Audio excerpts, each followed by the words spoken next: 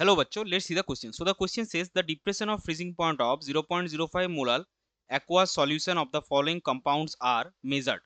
And the compound 1 we have NaCl, 2 we have K2SO4, 3 we have C6H12O6, 4 we have Al2SO4 whole thrice. Which one of the above compounds will exhibit the maximum depression of freezing point? And our options are option 1 3, option 2 2, option 3 4 and option 4 1. तो चलिए सबसे पहले देखते हैं इस question का की concept क्या होगा.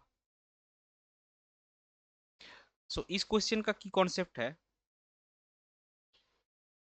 Went of factor.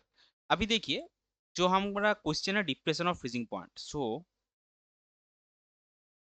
Depression of freezing point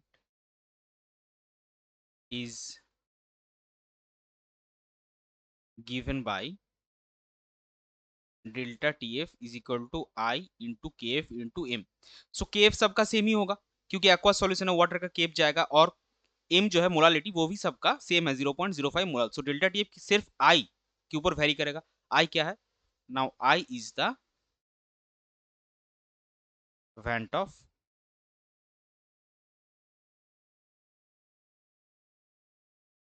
factor. अभी देखिए for strong electrolytes I is equal to n is equal to number of ions produced upon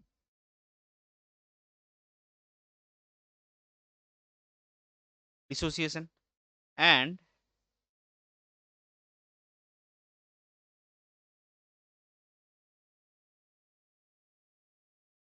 for weak electrolytes I is equal to 1.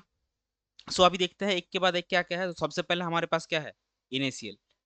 NaCl कैसे dissociate होता है? NaCl dissociates as Na plus Cl minus, और ये एक strong electrolyte है. सो इसके लिए आई आपका क्या आ जाएगा? Is equal to n number of ion. So कितना आयन बन रहा है? एक Na प्लस एक Cl माइनस यानी कि 2. अभी दूसरा है K2SO4. सो दूसरा आपके पास है K2SO4. ये भी एक स्ट्रॉन्ग इलेक्ट्रोलाइट है. ये कैसे डिसोसिएट होता है? K2SO4 dissociates as 2K plus plus SO4 2 minus. So इसका आई क्या आएगा? I is equal to a number of ions. कितना आयंस बना? 2K प्लस और 1 सल्फेट. सो 2 प्लस 1 ये आपका हो गया 3. 3 में आपके पास है C6H12O6. ये क्या है?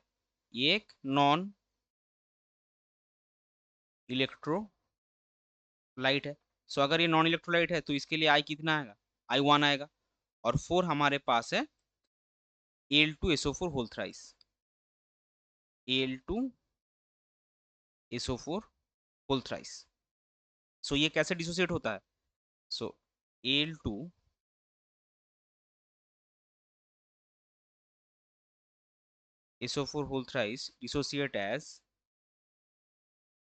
2Al plus 3 plus 3SO4 2 minus, यानी कि 2 प्लस 3 आपके टोटल 5 आयंस बन रहे हैं.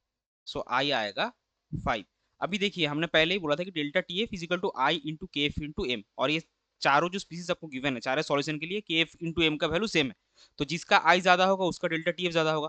सो आई किसका ज्यादा है? NaCl का 2, K2SO4 का 3, C6H12O6 का 1 और Al2SO4 होल थ्राइस का आपका 5. सो Al2SO4 होल थ्राइस यानी कि स्पीसीज 4 का आपका आई का वैल्यू ज्यादा है.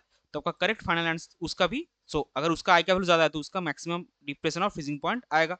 तो आपका करेक्ट फाइनल आंसर हो जाएगा option 3, that is 4. I hope you understood it well. Best of luck. Thank you.